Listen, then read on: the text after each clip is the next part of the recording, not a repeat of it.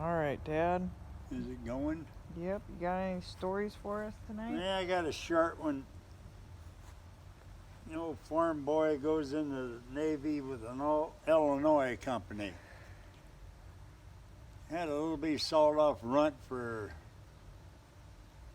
instructor. His name was Zarabius. And his partner was named Plumber. After all these years, that's over 60 years ago, I can still remember those guys. That's awesome. But anyway, you had to march or run everywhere you went. We was marching to the chow hall and it was pouring down rain. I mean, it was getting with it. In San Diego, when it rains, it rains. So me and my wisdom, when we got up there, I'll go, company halt, stack arms, fall out. And man, everybody stopped, stacked all their rifles, and away they went to the mess hall. He is livid. Well, I thought it was funny. He let us go ahead and eat, though, screaming at us, but we went and ate. Then they all fall back out, still pouring down rain. We go back to the barracks, and he had everybody go up in the barracks, and then he took all of my clothes out of my locker and threw them in the shower. Turned the shower on. Well, the showers there had like 10 showers in one stall, and they sprayed, you just soaked it. Then he made us all march over them. And they were filthy. Well, then I thought it was over, but then he made me scrub the shower with a toothbrush. And he got them little 1-inch tiles. I was there all night scrubbing that stupid shower. So anyway, instead of being smart, I decided to wear one of those uniforms because we was having an admiral inspection the next day. And I decided to wear that uniform for inspection. Well, that didn't go over very good. When that admiral come down the line and seen this filthy sailor standing there, he about died. Well, I was in trouble, but so wasn't the chief. He told that chief he was going to have a talk with him. Well, chief had a talk with him, but chief had a talk with me too, but they never marched anybody over my clothes after that. But that was a long training boot camp with that chief. His name was Zarabius. Graduation day, I told him if I ever seen him on the street, he was going to be minus a bunch of teeth. But you know what? I never, ever seen that guy. I don't think he ever went on Liberty. I think he just stayed on base. And I can still remember his name, little sawed-off runt, Zarabius. Plumber, he was all right. He was from Chicago, too. And it was all Illinois company, and I think he didn't like people from Illinois, even though he was from Illinois. So that's my short story for tonight. Well, there you go. Well, thanks for sharing that, Dad. Zarabius. Zarabius. I can still see that little sawed-off sucker head.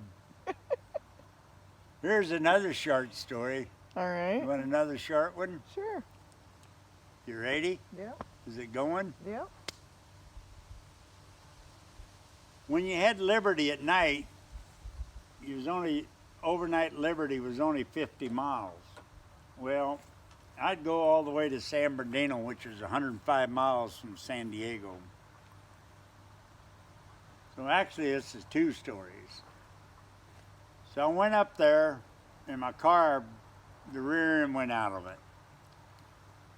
Well, that sucked. I had a 56 Chevrolet. So anyway, I hitchhiked back, and again, pouring down rain. I'm standing in I Street in San Bernardino. That was before they had all them freeways.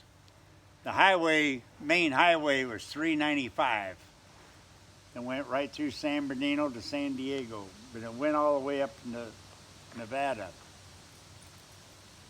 Anyway, here come this Corvette, come whipping up there and stop. Where are you going, sailor?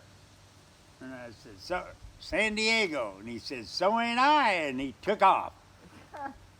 And I always thought I'd run into that guy in a bar or something and tell him that story about leaving the sailor. Never did run into him neither. Well,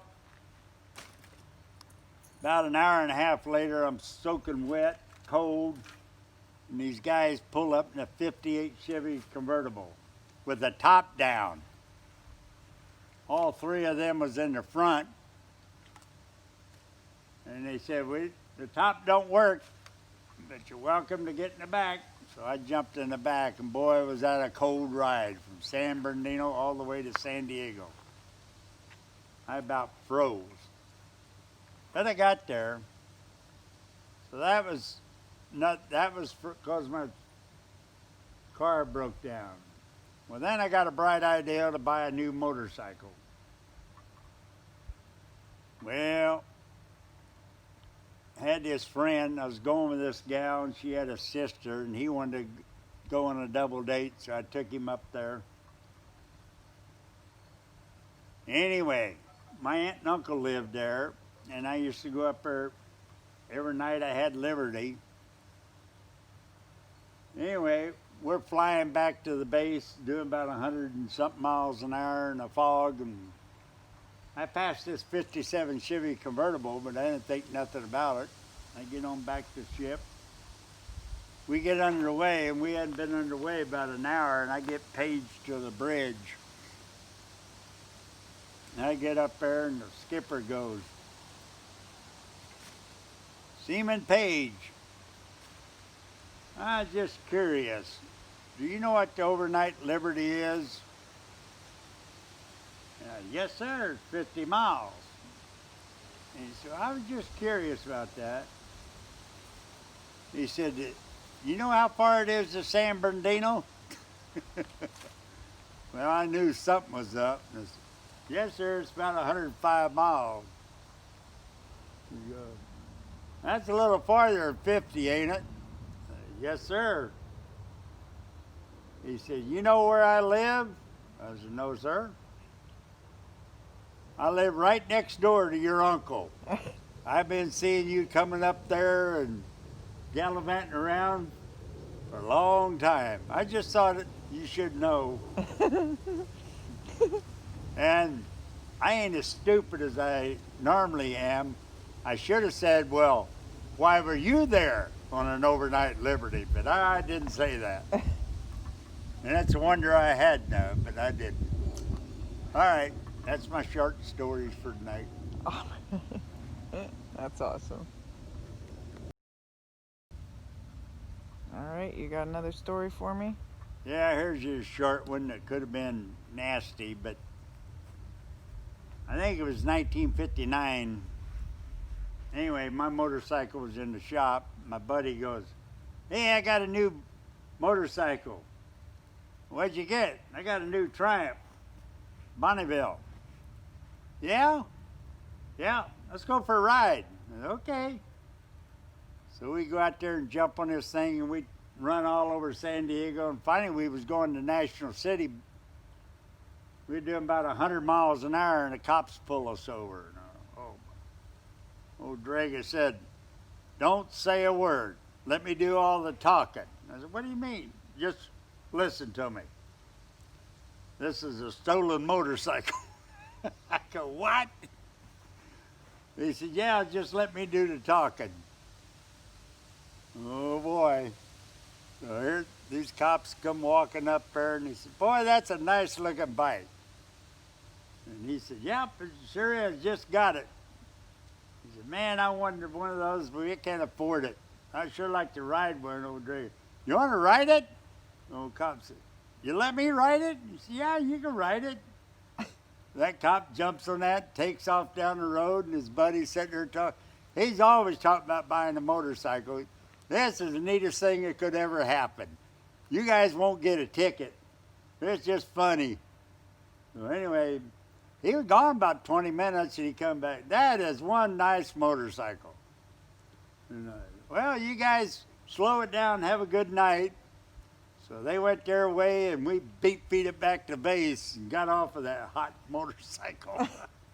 I about killed Drago.